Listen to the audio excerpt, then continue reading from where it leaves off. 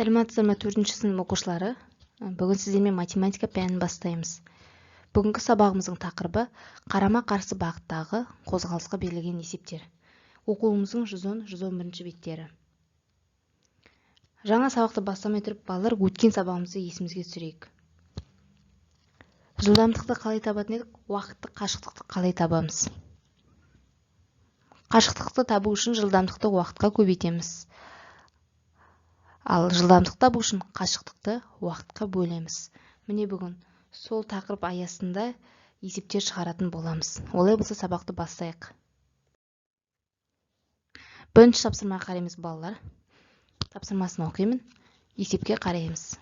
Көлікті басқаруға қатысы бар мамандықтарды тап. Аталған мамандықтардың қайсысы ескірді? Қайсысының көлік басқаруға қатысы жоқ? Өз жауабыңды тексер. Бізге балалар астында үлгісін көрсетіп қойған. 300 деген жауап шықса, ескірді.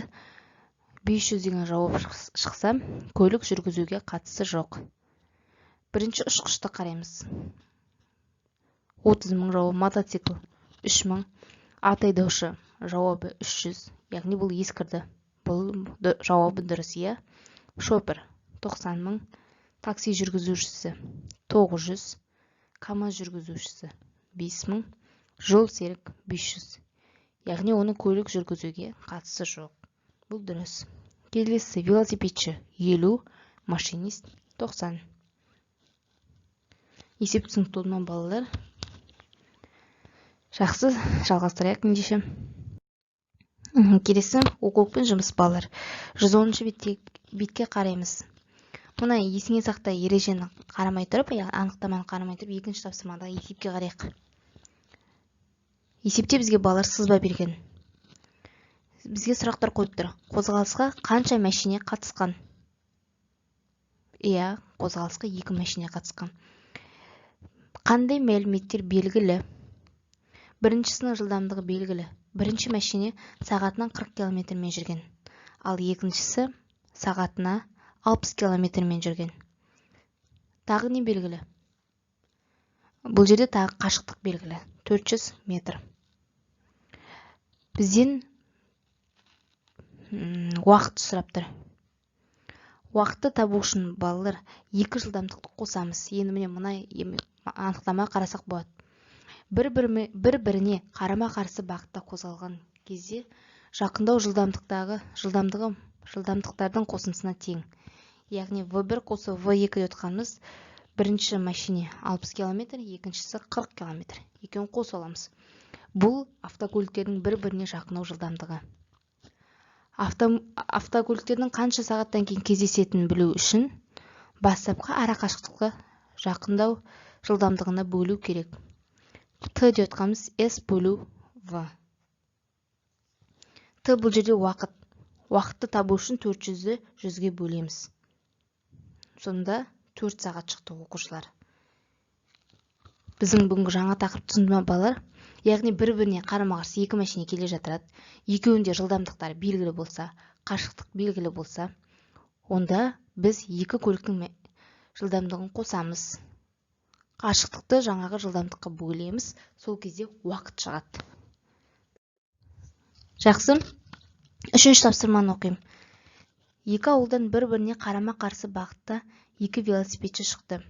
Біреуінің жылдамдығы сағатына 14 км, екіншісінікі 12 км. Олар 2 сағаттан кездесті. Екі ауылдың ара қашықтығы қандай? Міне балалар бізге оқулықта екі тәсіл көрсетіп қойған. Бірінші тәсілі, яғни әрқайсысының қашықтығын тапқан, жылдамдық белгілі, уақыт белгілі. Сонда бірінші машине 28 км, екінші машине 24 км жүрген. Енді екеуінің барлығының қашықтығын қосты. 52 км шықты. Екінші тәсіл, міне балалар, бізге тек қана екі велосипедшінің жылдамдықтарын қосып, екіге көбейте қойған. Бұлай да шығаруға болады балалар. Бұл көбейтудің үйлесімдік қасиеті. Келесі 4-ші тапсырма. Екі ауылдан екі мәшине бір-біріне қарама-қарсы бағытта шығып, 2 сағаттан кейін кездесті. Бірінші мәшине 60 км сағат жылдамдықпен жүрді. Екіншінің жылдамдығы 40 км сағат. Ауылдардың ара қашықтығы қандай?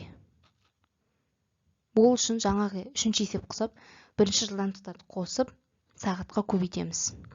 Сонда ара қашықтығы 200 километр. Жазылсаңыз болады, балалар.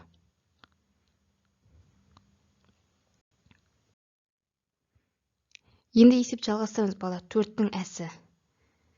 4-тің әсі, балалар, яғни біз жаңа мысалы біріншісіне ара қашықтықты тапсақ, мына жақта жылдамдық табамыз, ал бысында уақытты табамыз. Яғни бәрі бір-біріне қарама-қарсы есептер.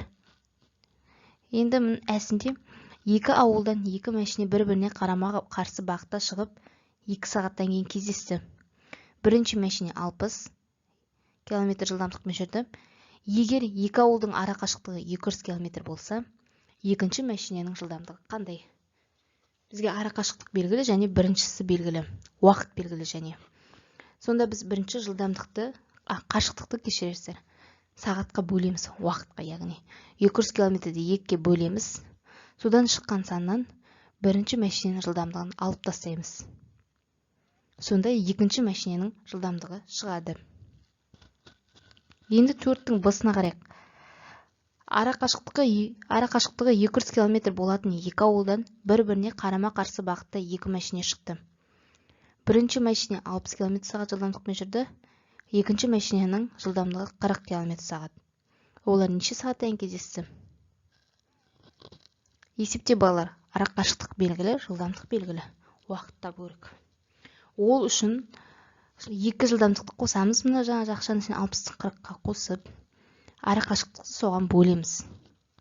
Сонда 2 сағат қалды, балалар.